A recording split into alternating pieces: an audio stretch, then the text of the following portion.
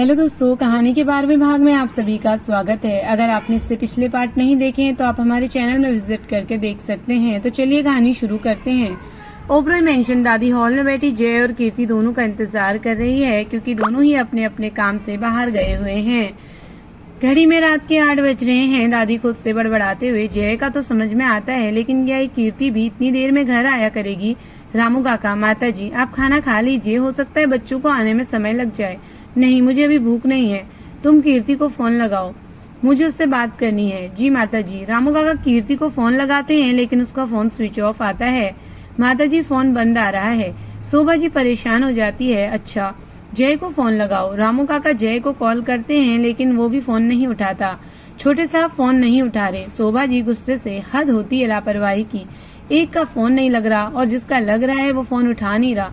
ये दोनों अपने काम में इतने मशरूफ हो जाते हैं कि भूल जाते हैं कि घर में एक बुढ़िया भी है जो इनका इंतजार कर रही है। बनारस शारदा निवास।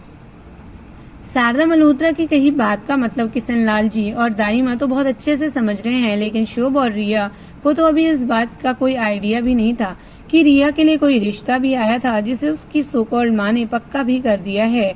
अब बस बम फोड़ने की देरी थी, लेकिन किशन लाल जी ने इस वक्त बात को संभाल लिया। किशन लाल जी ने मिठाई का डिब्बा रिया के हाथ से लिया और एक नौकर को देते हुए, ये मिठाइयाँ बाकियों में बांट दो, मेरी लाडो इतनी खुशी से लेकर आई है और खुशियाँ बांटने से बढ़ती हैं। लाडो, अपनी दाई माँ से कहो कि खाना लगवाए, हमें बहुत जोर की भूख लगी है। किशन लाल जी ने शारदा मल्होत्रा को पूरी तरह से इग्नोर कर दिया। शारदा, रिया से खाने के बाद आप मेरे कमरे में आएंगी, मुझे आपसे कुछ जरूरी बात करनी है। रिया ने एक छोटा सा जवाब दिया। जी। शारदा मल्होत्रा मुस्कुराते हुए अपने कमरे की तरफ बढ़ गई। उनके खुरापाती दिमाग में कुछ तो खुरापात चल रहा था, जो इस वक्त सिर्फ वो ही जानती थी। दाई माँ, शुभ तुम भी खाना खाकर ही जाना।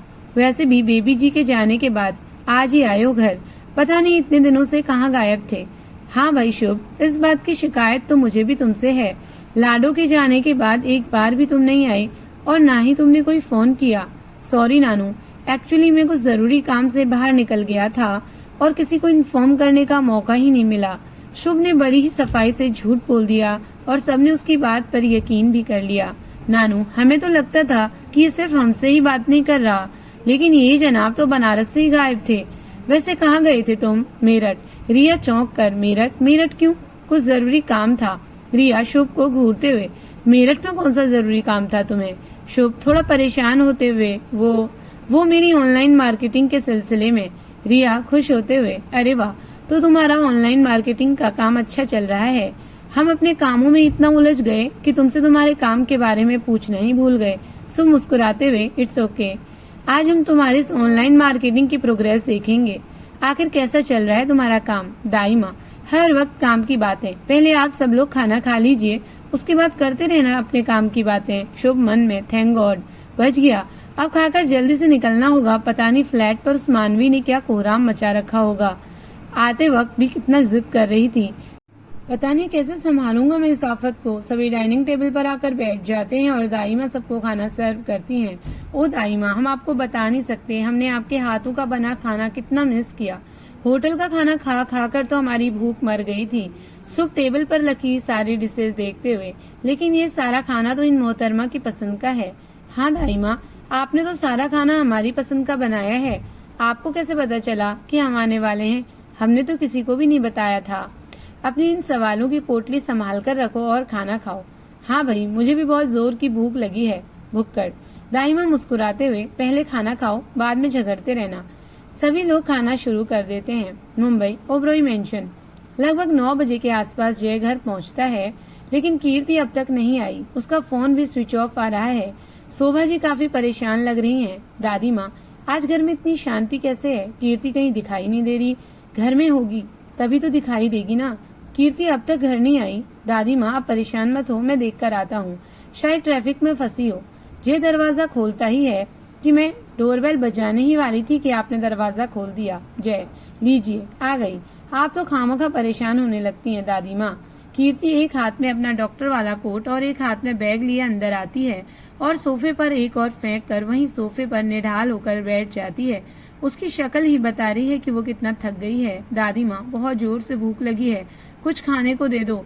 तुम फ्रेश होकर आ जाओ, मैं खाना लगाती हूँ। मैं यहीं नीचे वॉशरूम में हाथ मुंह धो लूंगी, बाद में चेंज करूंगी। अभी मुझे बहुत जोर की भूख लगी है। दादी माँ मुस्कुराते हुए, ठीक है रामू, खाना लगा दो। जय बेटा, तुम भी नीचे ही हाथ मुंह धो लो। देखो 9:30 बज गए हैं, अब क्या 10 बजे खाना खाएगा। जय भी नीचे ही रुक जाता है और थोड़ी ही देर में तीनों डाइनिंग टेबल पर बैठे होते हैं। कीर्ति जैसे ही एक निवाला मुंह में डालती है कि उसका फोन बजने लगता है। कॉल हॉस्पिटल से आ रहा है, इसलिए उठाना पड़ा।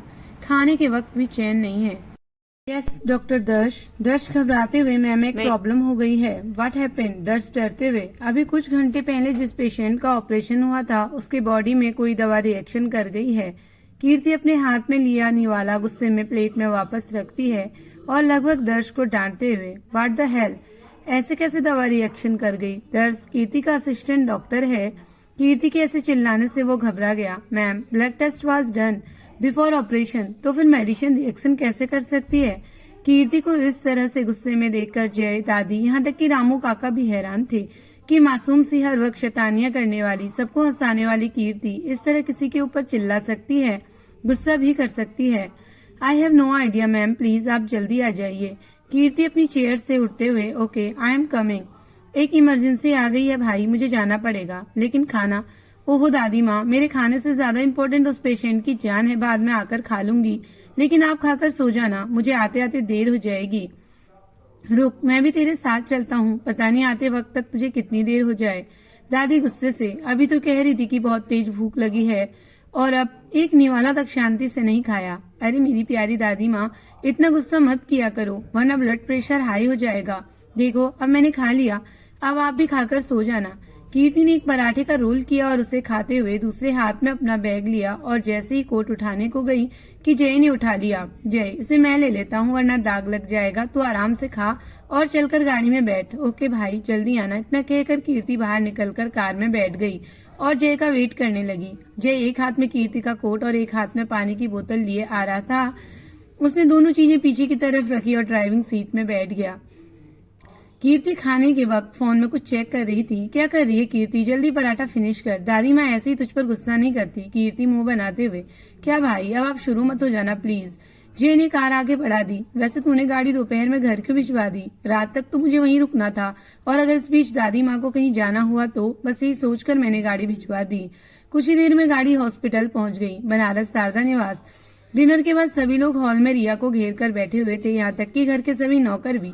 इन सबसे बातें करते हुए रिया भूल गई कि माता श्री ने उससे बुलाया है, लेकिन दाई माँ ने उसे याद दिलाया कि खाने के बाद माँ के पास जाना है। अपने रूम में जाकर सोने को बोलकर अपने रूम में चले गए। उनकी दवाई का वक्त हो गया था, ऊपर से ठंड का मौसम। रात जितनी गहरी होती ठंड उतनी ही बढ़ती जा रही थी। देखते ही देखते सब अपने कमरों में जा चुके थे और सबके रूम की लाइट्स ऑफ हो चुकी थी। सिर्फ दाई माँ किचन में काम कर रही थी। रिया ने शुभ के हाथ मानवी के लिए खाना पैक करके भेज दिया और प्यार से खिला देने की सख्त हिदायत भी दी। सबके कमरे की लाइट्स ऑफ थी, सिर्फ 2 लोगों को छोड़कर, शारदा मल्होत्रा और दूसरा रिया।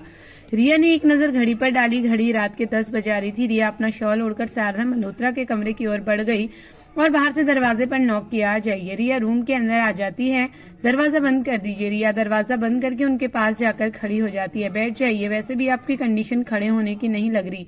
रिया बिना कुछ बोले वहीं काउच में बैठ जाती है। वैसे इतनी चोट कैसे लगी आपको? छोटा सा एक्सीडेंट हो गया था हमारा। रिया ने घर पर अभी तक किसी को मानवी वाले कांड के बारे में नहीं बताया था, वरना अभी तक तो बवाल मच गया होता। अपना ध्यान तो आप ठीक से रख नहीं सकती, क्या सोचकर आपने इतना बड़ा कदम उठाया था? रिया ने इस बात का कोई जवाब नहीं दिया। आपने जो भी किया मैं उसे भुलाने के लिए तैयार हूँ और मैंने आपके लिए एक अहम फैसला लिया है। शारदा मल्होत्रा ने रिया के चेहरे को ध्यान से देखते हुए कहा, लेकिन रिया के चेहरे पर कोई भाव नहीं था। आप अपना कोई फैसला सुनाएं, इससे पहले हम आपको कुछ बताना चाहते हैं। नहीं, दिखाना चाहते हैं। मुंबई में फैशन इंडस्ट्रीज की कंपनी में हमने कॉन्ट्रैक्ट साइन किया है 1.5 साल का, और अगर 1.5 साल से पहले हमने इस कॉन्ट्रैक्ट को तोड़ने की कोशिश की तो हर्जाने के तौर पर 5 लाख रुपए भरने होंगे। शारदा गुस्से से, क्या हमसे पूछकर ये कॉन्ट्रैक्ट साइन किया है आपने? ठीक है, 5 लाख कोई ज्यादा नहीं है, मैं कल ही आपको पैसे दे दूंगी और जल्द ही इस कॉन्ट्रैक्ट के झमेले को खत्म कीजिए। रिया मुस्कुराते हुए, सॉरी टू से बट जिस झमेले से आप इतनी जल्दी छुटकारा पाना चाहती हैं वो इतना आसान भी नहीं है। शारदा गुस्से से, कहना क्या चाहती हैं आप? रिया मुस्कुराते हुए, ज्यादा कुछ नहीं, सिर्फ इतना ही कि मुंबई में फैशन इंडस्ट्रीज में सबसे बेस्ट और टॉप कंपनी ओबरॉय इंडस्ट्रीज का नाम तो आपने सुना ही होगा। आपने अगर नहीं सुना है तो आज सुन लीजिए। हमारा उसी कंपनी में सिलेक्शन हुआ है एक सेमिनार को अटेंड करने के दौरान, और उस सेमिनार में मीडिया भी थी, जिसके कारण हमारे ओबरॉय इंडस्ट्रीज को ज्वाइन करने की खबर हर न्यूज चैनल, मैगजीन, न्यूज़पेपर तक छपी हुई है एज अ हेडलाइन, जिसे शायद आज तक आपने ना देखा हो। तो अब जब हम इतनी मशहूर कंपनी को छोड़ेंगे, वो भी 5 लाख हर्जाने के साथ, इस कारण कंपनी पर भी सवाल उठेंगे, तो कंपनी भी अपना नाम खराब होता देख चुप तो नहीं बैठने वाली। निश्चित रूप से वो हमसे इस तरह कांटेक्ट बीच में तोड़ने की वजह जानना चाहेगी, और जो असली वजह है वो हमें सबको बतानी होगी, और फिर उसके बाद क्या होगा ये आप भी जानती हैं। शारदा मल्होत्रा अब तक बड़े ध्यान से रिया की बातें सुन रही थी। शारदा रिया को घूरते हुए, क्या होगा? रिया मुस्कुराते हुए, ज्यादा कुछ नहीं, बस इतना होगा कि जिस तरह हमारे ओबरॉय इंडस्ट्रीज को ज्वाइन करने की खबर मीडिया में आग की तरफ फैली, ठीक वैसे ही कंपनी छोड़ने पर यह बात भी आग की तरफ फैलेगी। हुए रिया मिश्रा को ओबरॉय इंडस्ट्री ज्वाइन किए हुए उन्होंने 5 लाख रुपए हर्जाने के साथ कंपनी को छोड़ने का फैसला किया, अपनी सो कॉल्ड मां शारदा मल्होत्रा के कहने पर। आप तो जानती हैं हम झूठ नहीं बोलते, हमें झूठ और झूठ बोलने वाले लोगों से सख्त नफरत है। तो कंपनी को छोड़ने का जो वैलिड रीजन है वो तो हमें सबको बताना ही होगा। शारदा गुस्से से चीखते हुए, ये बकवास है। बकवास नहीं, ये सच है, और सच हमेशा कड़वा होता है। वैसे हमारे एक सवाल का जवाब देंगे आप? शारदा मल्होत्रा गुस्से से रिया को घूरे जा रही थी। हमारे स्कूल के पेरेंट्स टीचर मीटिंग में तो आप कभी शामिल नहीं हुई, तो क्या आज पूरी दुनिया के सामने इस बात को मानने के लिए तैयार हैं कि हमारे बीच माँ बेटी का रिश्ता है? रिया, बहुत बदतमीज हो गई हैं आप। रिया गुस्से से, अपना हक मांगना अगर बदतमीजी है तो हाँ, हम बदतमीज हैं। आपके लिए गए फैसले से शायद हमें हमारे सपनों की तरफ बढ़ाए गए कदम पीछे लेने पड़े, लेकिन साथ ही हमें उन सवालों का जवाब मिल जाएगा जो कि आज तक आपने नहीं दिया। रिया शॉल के अंदर से अपने ढके हुए हाथ बाहर निकालती है। उसके हाथ में कुछ पेपर्स हैं जिसे वो शारदा मल्होत्रा की तरफ बढ़ाती है। हम जानते हैं कि हमारी बातों में आप इतनी आसानी से भरोसा नहीं करेंगी, इसलिए ये साथ लाए हैं खास तौर से आपको दिखाने के लिए। रिया वो पेपर शारदा मल्होत्रा की तरफ बढ़ाती है और रूम से बाहर आ जाती है। घड़ी में रात के 11 बज रहे हैं। रिया ने बड़बड़ाते हुए कॉल रिसीव किया। इस वक्त क्यों फोन कर रहा है ये? हेलो। उधर से मानवी की आवाज आई। आप अब तक सोई नहीं मानवी? मानवी मासूमियत से, मुझे नींद नहीं आ रही है। ओहो, तो अब क्या करें? मानवी आंखें मटकाते हुए, मुझे क्या पता, तुम ही सोचो ना। शुभ मानवी को रिया से इतनी शांति से बात करता देख हैरान था, क्योंकि अभी थोड़ी देर पहले उसकी हालत मानवी ने इस कदर खराब कर रखी थी कि उसे थक हार कर मानवी के सामने हाथ जोड़ लिए थे। शांत होने के क्या लोगी मेरी माँ? मुझे दी के पास पहुँचा दो। अभी नहीं, सुबह पहुँचा दूंगा। अभी के लिए सो जाओ, बहुत रात हो गई है। नहीं नहीं नहीं, मुझे नींद नहीं आ रही है, नहीं आ रही है, नहीं आ रही है। शुभ चिढ़ते हुए, तो मैं क्या करूँ? मेरी दी से बात तो करा सकते हो ना आप। शुभ पहले टाइम देखता है और फिर कुछ देर मानवी को। वो इतनी आसानी से मानने वाली तो थी नहीं। ठीक है। उसने रिया को फोन लगाकर मानवी को पकड़ा दिया और अब उन दोनों की मीठी मीठी बातें सुन रहा है। शुभ, अब तुम्हें नींद नहीं आ रही तो उसमें रिया क्या कर सकती है? मानवी ने घूर कर शुभ को देखा तो शुभ चुप हो गया। मानवी, आपने खाना खाया? Good girl. अब रात बहुत हो गई है, आप सो जाओ, ठीक है? लेकिन तुम मुझसे बात करती रहो तभी। रिया हंसते हुए, जैसी आपकी इच्छा माते। मानवी भी खिलखिलाकर हंस दी। कुछ ही देर में दोनों बातें करते करते सो गए। मानवी का अब रिया से दूर रहना बहुत मुश्किल हो गया था। उसे रिया की आदत सी हो गई थी और शायद रिया को मानवी की। वह रात को बात करे। शुभ वहीं बैठा दोनों की बातें सुन रहा था। मानवी के सोते ही उसने फोन चेक किया। लाइन अब भी चालू थी, लेकिन दूसरी तरफ से कोई आवाज नहीं आ रही थी। शुभ के फेस पर स्माइल आ गई। क्या बात है, 4 दिन में ही तुम्हारी आदतें बदल गई। शुभ ने मानवी को कंबल उड़ाया और सोफे पर जाकर लेट गया। मुंबई साई हॉस्पिटल से जय और कीर्ति को लेकर निकलता है। पेशेंट की कंडीशन स्टेबल होने में काफी टाइम लग गया। रात ज्यादा गहराने लगी थी, इसलिए जय भी कीर्ति के साथ ही रुक गया था। रात का वक्त है, लेकिन सड़क पर अब भी उतनी ही चहल पहल। रोड पर अब भी गाड़ियों का जमावड़ा लगा हुआ था, लेकिन दिन के मुताबिक बहुत कम। कहा जाता है कि मुंबई कभी सोती नहीं। मुंबई दिन में भागती है और रात में जागती है। कुछ ही देर में जय की कार ओबरॉय मेंशन पहुंच गई, लेकिन कीर्ति मैडम कार में ही सो गई। जय कीर्ति को सोता देख कीर्ति को जगाना ठीक नहीं लगा। उसने कीर्ति को गोद में उठाया और सीधे उसके रूम की तरफ बढ़ गया।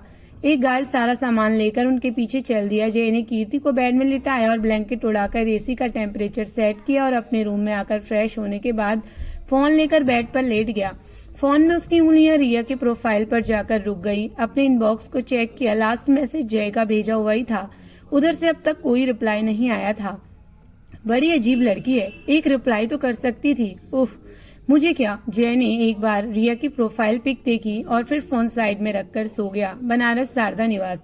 सुबह के 5 बजे रिया की नींद खुलती है। ठंड के मौसम में सुबह के वक्त आलस तो बहुत आता है, लेकिन फिर भी वो उठी और जल्दी जल्दी तैयार होकर नीचे आई।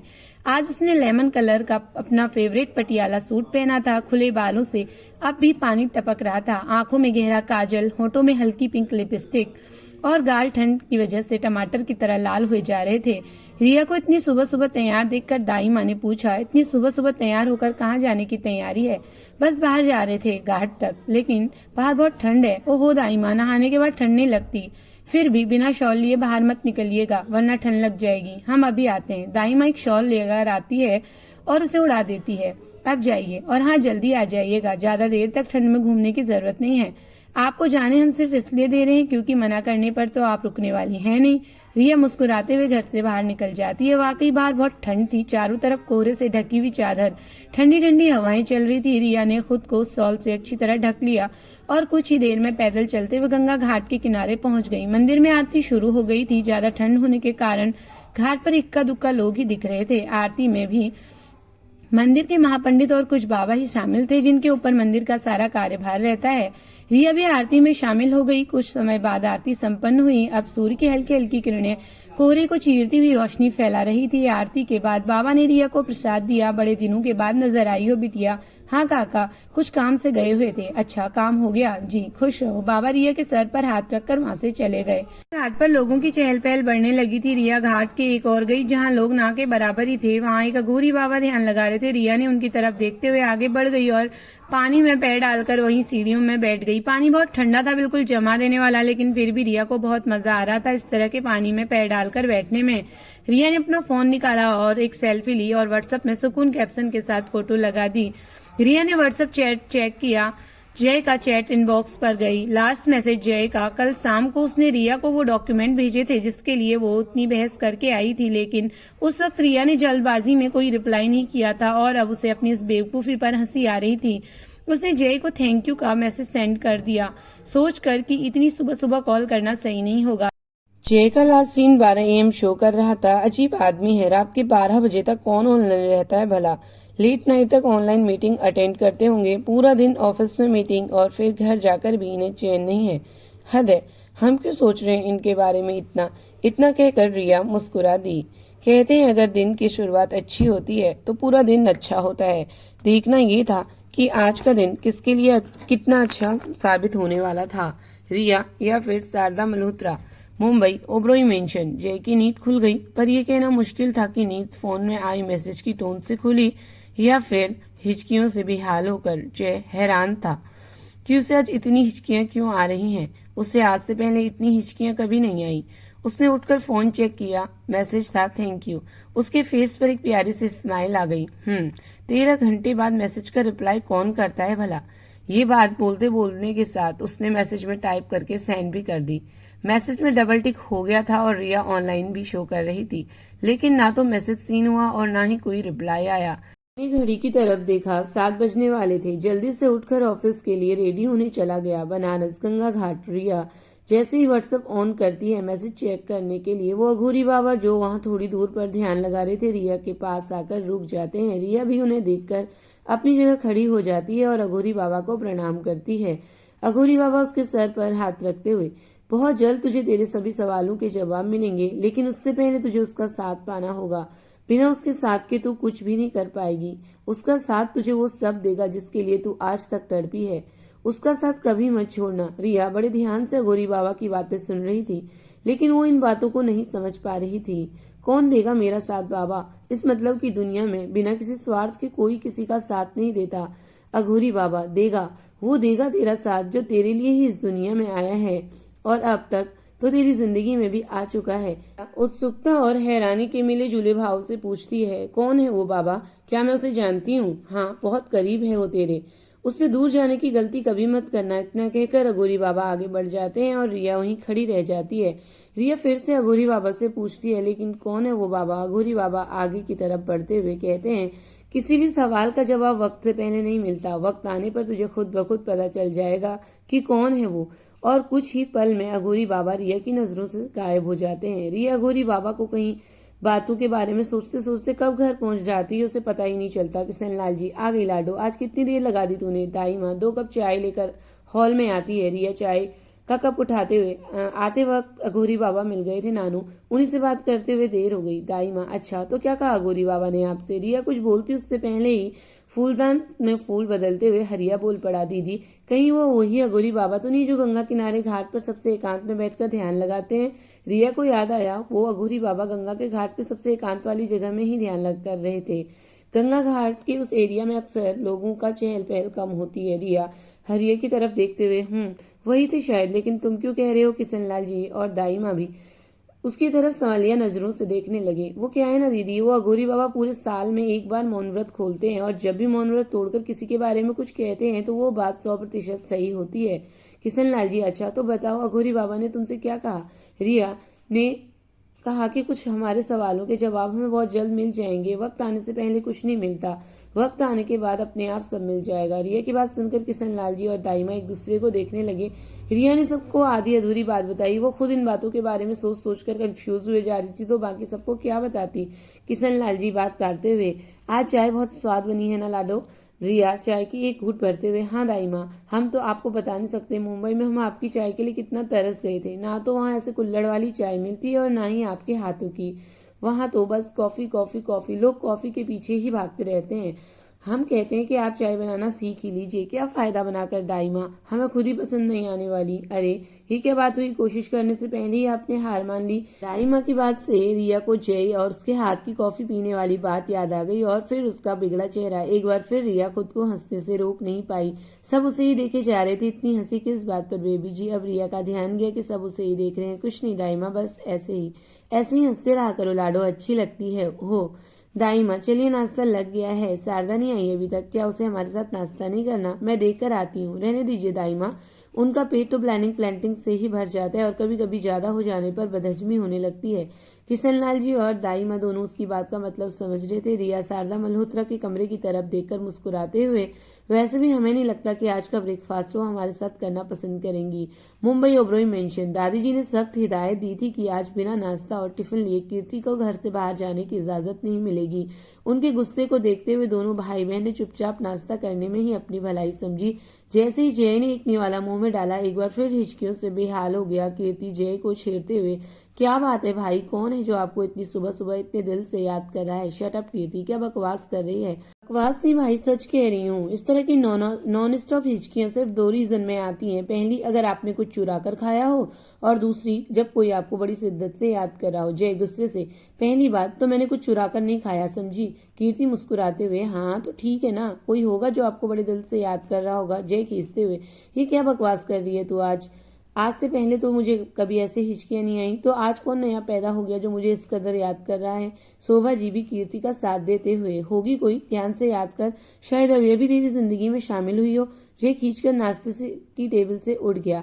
आप लोगों को तो बस मौका मिलना चाहिए, शुरू हो जाते हैं। मुझे नहीं करना नाश्ता, आपका नाश्ता आपको ही मुबारक। दादी और कीर्ति दोनों उसे ऐसे जाता देख मुस्कुरा दी। जय गाड़ी में बैठकर ऑफिस के लिए निकल गया, मुंबई ओबरॉय इंडस्ट्रीज। जय का आज का शेड्यूल काफी बिजी था। सुबह 8 बजे से लेकर 12 बजे तक उसे 2 मीटिंग अटेंड करनी थी और तीसरी मीटिंग दोपहर 1:30 बजे के लगभग। 1.5 घंटे का वक्त उसके पास, और इस खाली समय में उसके दिमाग में सबसे पहला ख्याल रिया का आया। उसने सबसे पहले मैसेज का रिप्लाई चेक किया।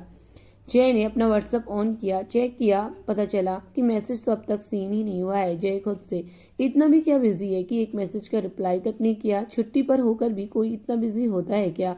जय ने रिया का स्टेटस चेक किया। रिया की वो पिक जिसमें रिया के साथ साथ उसका अक्स भी पानी में नजर आ रहा था। लेमन कलर के पटियाला सूट और उस पर गुलाबी रंग के शॉल में रिया बेहद खूबसूरत लग रही थी। जय उसकी इस प्यारी तस्वीर में कुछ पल के लिए ऐसे खो गया मानो वो तस्वीर ना होकर सचमुच उसके सामने हो। अब पिक से ध्यान हटकर उसका ध्यान बैकग्राउंड और कैप्शन की तरफ गया तो उसके दिमाग में कई सवाल आने लगे। उसने रिया को कॉल किया लेकिन रिया ने कॉल रिसीव नहीं किया। बनारस शारदा निवास, दोपहर हुआ ही है लेकिन शारदा मल्होत्रा अभी तक रूम से बाहर नहीं निकली थी। दोपहर में सभी लोग अपने अपने कमरे में आराम कर रहे थे लेकिन रिया से आराम का नाम कोसों दूर था। वो तो बस यही सोचकर परेशान थी कि उसकी सो कॉल्ड माँ अभी तक कुछ कहा क्यों नहीं, कहीं उसके लिए कोई नई मुसीबत खड़ी न कर दे। रिया का फोन बज रहा था लेकिन वो तो अपने ख्यालों में उलझी हुई थी जिस कारण उसका फोन पर ध्यान नहीं गया। उसी बीच जय और शुभ के कई मिस कॉल्स उसके फोन में जमा हो गए। तभी दाई माँ उसके कमरे में आई। रिया ने अपनी सोच पर पूर्ण विराम लगा दिया। बेबी जी, शुभ कब से आपको कॉल कर रहा है, आप कॉल उठा क्यों नहीं रही हैं? नीचे लैंडलाइन पर भी उसका फोन आया है। रिया फोन चेक करते हुए, वो एक्चुअली हमारा फोन साइलेंट था शायद इसलिए। रिया ने फोन चेक किया, उसमें शुभ के साथ साथ जय के भी कई मिस कॉल्स थे। वो किसी को भी कॉल करने के बारे में सोच पाती उससे पहले ही जय का कॉल आ गया। रिया ने हड़बड़ाकर कॉल रिसीव किया। दाई में उससे फोन में बात करता देख दरवाजा बंद करके वहां से चली गई। हेलो, कितनी बार कॉल किया मैंने तुम्हें लेकिन मेरे एक भी कॉल का आंसर देना तुमने जरूरी नहीं समझा। रिया को अपनी गलती का एहसास था। सॉरी सर, एक्चुअली हम। रिया इससे आगे कुछ बोल पाती उससे पहले ही कमरे का दरवाजा धड़ाम से खुला। शारदा मल्होत्रा ने अंदर आकर दरवाजा बंद कर दिया। रिया ने अभी अपनी जगह पर उठ खड़ी हुई और घबरा कर कॉल डिस्कनेक्ट करना भूल गई। जय ने उधर से बहुत कोशिश की लेकिन इधर से कोई आवाज नहीं जा रही थी क्योंकि कमरे में खामोशी पसरी हुई थी। जय कॉल डिस्कनेक्ट करने ही जा रहा था कि उसे किसी औरत की आवाज सुनाई दी और वो रुक गया। शारदा मल्होत्रा रिया के दिए हुए पेपर्स उसी के हाथ में पकड़ाते हुए, मुझे ये दिखाकर क्या साबित करना चाहती हैं आप? क्या लगता है आपको कि मुझ पर इन सब बचकानी हरकतों से कोई फर्क पड़ने वाला है? बिल्कुल भी नहीं। रिया ने इन सवालों का कोई जवाब नहीं दिया। रिया की चुप्पी शारदा मल्होत्रा को अपनी बेइज्जती लग रही थी। 1.5 साल का कॉन्ट्रैक्ट है ना आपका, दिया आपको आपके 1.5 साल, लेकिन 1.5 साल बाद आपकी कोई मनमानी नहीं चलेगी। और ध्यान रहे, इन 1.5 सालों में आप ऐसी कोई हरकत ना करें जिससे आपका नाम किसी भी तरह की कंट्रोवर्सी में आए, क्योंकि आपके नाम के साथ मेरा नाम भी जुड़ा हुआ है और आपके कारण मैं अपनी रेपुटेशन पर किसी भी तरह की दाग हरगिज बर्दाश्त नहीं करूंगी। इसलिए मेरी कही बातों को दिलो दिमाग में अच्छी तरह बिठा लीजिए। मुंबई रवाना होने से पहले शारदा मल्होत्रा के कहे शब्द रिया के कानों में, आपका नाम मेरे नाम के साथ जुड़ा हुआ है, रिया के कानों में घूम रहे थे। अपनी बात कहकर शारदा मल्होत्रा जाने के लिए मुड़ी तो रिया ने गुस्से से भरी आवाज में, लेकिन उन्होंने पलटने की सहमत नहीं उठाई। वो अपनी पोजीशन में खड़ी थी। हमारा नाम आपके नाम से जुड़ा है? कब? शारदा मल्होत्रा जी, ना तो आप हमसे कभी जुड़ पाई और ना ही आपका नाम। एक बात हमारी सुनती जाइए, आपके रेपुटेशन पर हमारी वजह से कभी दाग नहीं लगेगा। ना चाहते हुए भी रिया की आंखों से आंसू निकल रहे थे। शारदा मल्होत्रा पर जैसे रिया की कई बातों का कोई असर ही ना हुआ हो। वो सभी बातों को अनसुना कर कमरे से बाहर निकलने लगी। एक बात कहें, हम जानते हैं हमारी कई बातों का आप पर कोई खास असर पड़ने वाला नहीं है, फिर भी कहना चाहेंगे, आपका ये ईगो, ये घमंड, हमें सख्त नफरत है इन चीजों से, लेकिन चाहकर भी हम आपसे नफरत नहीं कर पाते। हम आपसे दूर नहीं गए, आपने खुद हमें अपने आप से दूर किया है। क्या कभी आपको फर्क नहीं पड़ता हमारे इन आंसुओं से? ऐसी कौन सी गलती कर दी हमने कि आप हमसे प्यार के 2 मीठे बोल नहीं बोल पाती? रिया आप शारदा मल्होत्रा के सामने जाकर खड़ी हो गई और उनके एक हाथ को अपने दोनों हाथों से थामकर, जानती हैं आप, वहाँ मुंबई में हमें एक लड़की मिली थी, ज्यादा उम्र नहीं है उसकी, सिर्फ 10 साल। वो हर वक्त अपनी माँ की बातें हमसे किया करती है। उसकी माँ इस दुनिया में नहीं है, जिसके कारण वो हमेशा उदास हो जाती है और अपनी माँ से नाराज रहती है। लेकिन हमारी माँ तो इस दुनिया में भी है, हमारे पास भी है, लेकिन हमारे नाराज होने या उदास होने से उन्हें कोई फर्क नहीं पड़ता। क्यों माँ, क्यों करती हैं आप हमारे साथ ऐसा? क्या सच में आपको कोई फर्क नहीं पड़ता? आप इतनी पत्थर दिल कैसे हो सकती हैं? रिया की आंखों में आंसू बहे जा रहे थे और शारदा मल्होत्रा ने अपना मुंह फेर रखा था। आज भी आपने हमें मुंबई जाकर काम करने की परमिशन इसलिए नहीं दी कि हमें एक फैशन डिजाइनर बनना हमारा सपना है। आपने परमिशन सिर्फ इसलिए दी ताकि हमारे बीच जो माँ बेटी का रिश्ता है वो भी सिर्फ कहने के लिए, वो आपको सबके सामने स्वीकारना होगा। हमसे इतनी नफरत कि दुनिया के सामने आप हमें अपनी बेटी तक मानना आपको गवारा नहीं। रिया आप गुस्से से अपने इतने सालों की भड़ास निकाले जा रही थी जो आज तक उसके दिलो दिमाग में कड़वाहट बनकर भर चुकी थी। हम आपकी बेटी तो है ना? या फिर कहीं सड़क से उठाकर लाई हैं हमें, या फिर किसी के घर से चुरा कर तो नहीं लाई? अपने इन खोखले घमंड और ईगो के कारण रिया की ये बात शारदा मल्होत्रा के सीने में किसी खंजर की तरह चुभी। शारदा गुस्से से, बस बहुत बोल लिया आपने और बहुत सुन लिया मैंने। क्यों, हमारी कई बात चुप गई आपको? कभी सोचा है आपका ये बर्ताव और ये चुप्पी हमें कितना चुभती होगी? शारदा मल्होत्रा कमरे से निकलते हुए, आपकी किसी भी सवाल का जवाब देना हम जरूरी नहीं समझते। शारदा दरवाजा बंद करके वहां से चली गई। रिया ने गुस्से में टेबल पर रखा वॉश उठाकर बंद दरवाजे में दे मारा और चीखते हुए, हमारे किसी भी सवाल का जवाब क्यों नहीं होता आपके पास? रिया वहीं जमीन में बैठकर रोने लगी। फोन में जय अब तक की सारी बातें सुन रहा था और अब उसे रिया का रोना सुनाई दे रहा था। रिया की सिसकियां जय को बहुत बेचैन कर रही थी, लेकिन क्यों, ये बात वो समझ नहीं पा रहा था। कुछ देर बाद रिया का रोना बंद हो गया।